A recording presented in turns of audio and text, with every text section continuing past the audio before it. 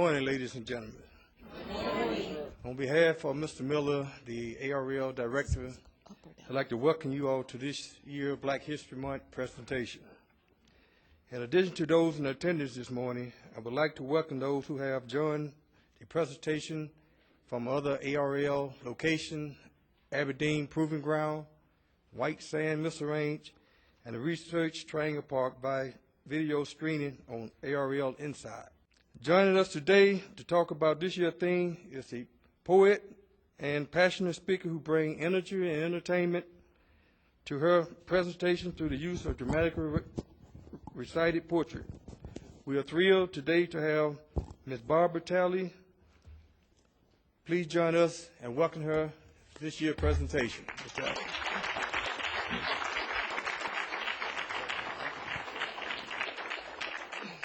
Good morning, everyone. When an animal gets up in the morning, that's all it has to worry about. Who am I going to eat and who's trying to eat me today? For humans, we live by a different unspoken rule, and that is define or be defined. And nothing defines us more than our stories. Our history is made up of the stories that we tell each other about ourselves. One of my favorite African proverbs says, "Until the lion has his or her own storyteller, the hunter will always have the best part of the story." I'm going to repeat that because that's kind of the theme that I'm going to be talking about today, writing our own story. Until the lion has his or her own storyteller, the hunter will always have the best part of the story. So who's telling your story? Who's writing your story? His story is history. Her story is history. And when history is told fairly, it highlights the accomplishments of both. The Native people have a tradition that they call the medicine wheel. And they say that any group of people that comes together for a shared meaning and a shared purpose, they call it the medicine wheel. They call it the medicine wheel because they say that everybody that shows up has what everybody else needs to heal. It's not by accident that you showed up today and sat by who you sat by. The African people have another tradition called the gratitude hoop. And they come together and they form a circle and they share what they have to be grateful for. And I would like to begin this morning in that same tradition. For just 30 seconds or so, I want you to turn to the person to your left or right and just share something that you have to be grateful for, because when you put that energy of gratitude out into the universe, it affects us all. Just as when we put negative stuff out, it affects it all. The grateful stuff is just as contagious. So take a second and share with somebody to your right or left something you have to be grateful for. Now just take a look at the energy. You see the energy that's out there? The smiles on the faces of everyone? I mean, there's a different level of energy when we focus on what we have to be grateful for. And it doesn't cost us anything. We can do that Black History Month, Women's History Month, anybody's month, everybody's day. If it doesn't cost anything, why not do it? African American women have been the core of organized Black life. But here, their strivings have often escaped the gaze of the public, and hence their history is too little known. Each of you today has played a part in creating that story, that history, that one day people will look back on and tell as their story. History is only made in the current moment. Most people think about the past, they think about the future, but if you want to change history, you only do it in the current moment. Sometimes we set these grandiose goals and they terrify us or they make us fearful or doubtful. But if you want to change anything in your life, you do it only and always in the current moment.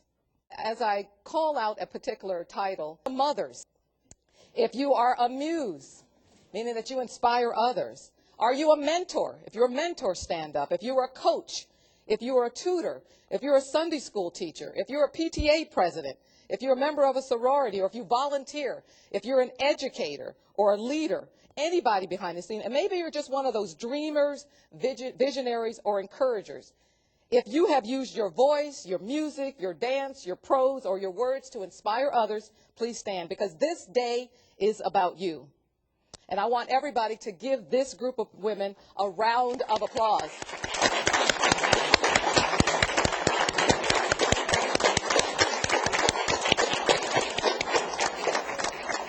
Please keep standing, because I've got a special poem that I want for you ladies. How many of you are familiar with Sweet Honey on the Rocks?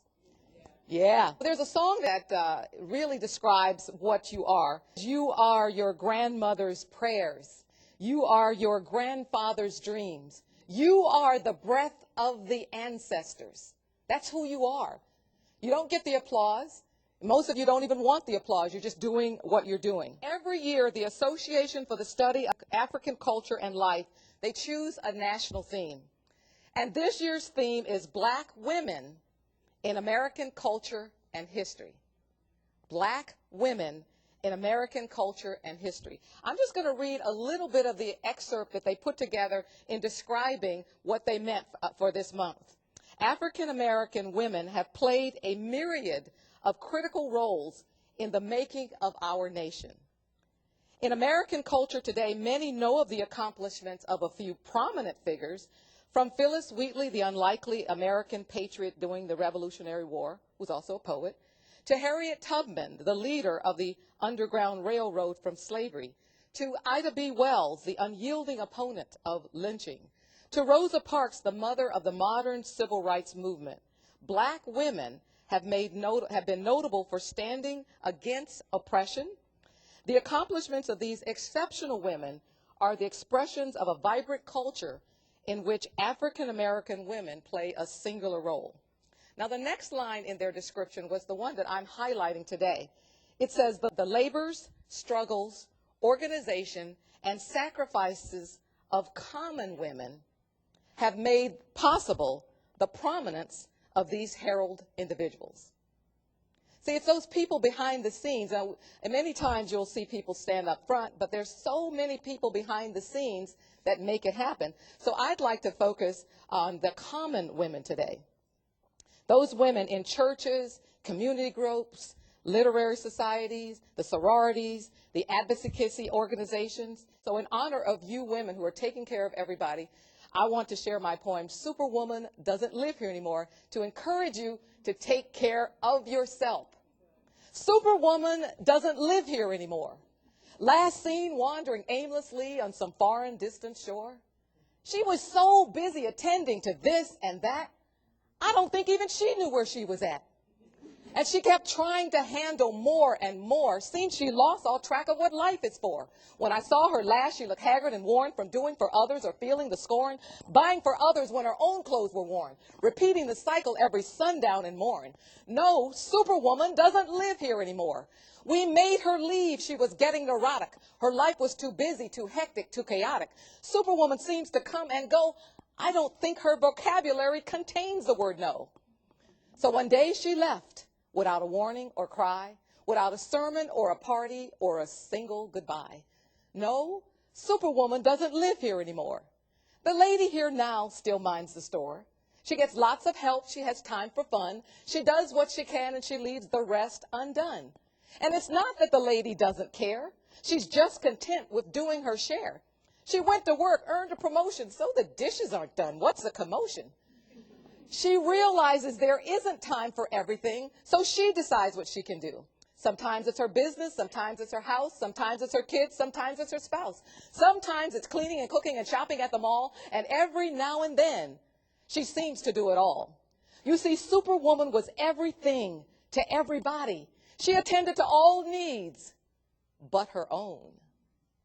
The lady here now used to be a superwoman, but oh, how much I've grown. No, Superwoman doesn't live here anymore. You see, Superwoman forgot how to live. No, Superwoman. No. Let's give them another round of applause and they can be seated. You can be seated. You see, all those uncommon women that we know their names and we applaud them started off as common women.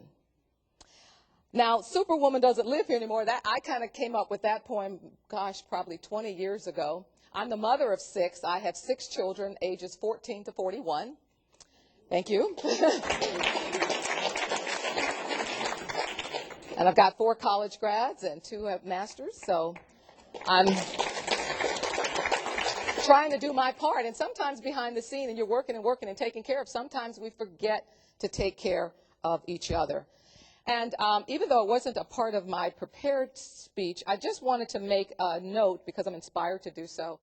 My daughter today is doing a candlelight vigil tonight because her best friend just last week, who's only 24 years old, just committed suicide.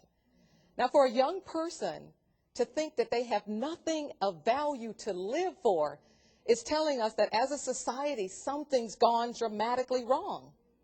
And those people could be sitting right next to you. They could be your neighbors. They could be the person you're standing to in line. So I'm just saying, while we're doing all this important work that we're doing, take a moment to notice the people that are around us. If you notice the moods are changing, and have time for people. Sometimes when people say, how are you doing? We really don't want the answer. We're thinking, oh my God, she's going to really tell me how she's doing. Don't ask her, she will tell you. What I'm just saying to you, sometimes when you ask people how you are doing, just try to care. You just don't know who's going through what. The Center for Disease Control has said that chronic heart disease that occurred among persons aged 45 to 74 years was higher for black women, 37.9%, than white women at 19%. And higher for black men at 61.5% than white men, 41.5%. And what about strokes? 39% of black women who died of stroke died before the age of 75, compared to only 17.3% of white women. 60.7% of black men who died of stroke died before the age of 75, compared to 31% of white. Now, I've written my own story through poetry. Gwendolyn Brooks, an African-American poet born in 1917, wrote, "Poetry is life distilled." Most people get up and they're doing important stuff. So now, every day I learn a lesson. And my goal every day is to be better than I was yesterday. I'm not beating myself up about yesterday. A lot of people living with a lot of pain and problems because they can't forgive themselves for whatever they did or didn't do. Yesterday's gone. Tomorrow's not promised. All you really have is here and now. You know better today, do better today. If you knew better yesterday, you probably would have done better yesterday. I was doing a presentation a few years ago, and it was a book signing. I'm the author of 6 books. And one of the ladies came up to me, and she said she was an African priestess. And she says, "You don't know who you are." And I thought, oh, okay. You're going to tell me who I am? She says, "You think you're an author. You think you're a speaker." She says, "But you're a griot." Now, at the time, I didn't know what a griot was. She could have been cussing me out. I wouldn't have known. I ran home, looked it up in the dictionary, and realized that in West Africa, a griot is a praise singer or poet who possesses a repository or an oral tradition passed down from generation to generation. And the oral tradition is very important in African culture, as it ensures the passage of cultural practices from one generation to another. So she was actually giving me, she was blessing me to let me, and so I've started looking at that because I have told my story and actually healed myself through poetry. I used to tell people, they said, "Why did you start writing?" Well, I started writing poetry when I was about 12 years old, and I say it was poor man's therapy. I say, if you have money, they take you to a therapist and you sit on the couch and they say, "Tell me about yourself." Yes. If you're poor, you better write, sing, dance, jump, sculpt, do something. Mine happened to be writing. So how do we pass down our stories? In the past, many cultures would sit around the campfire and pass down their stories.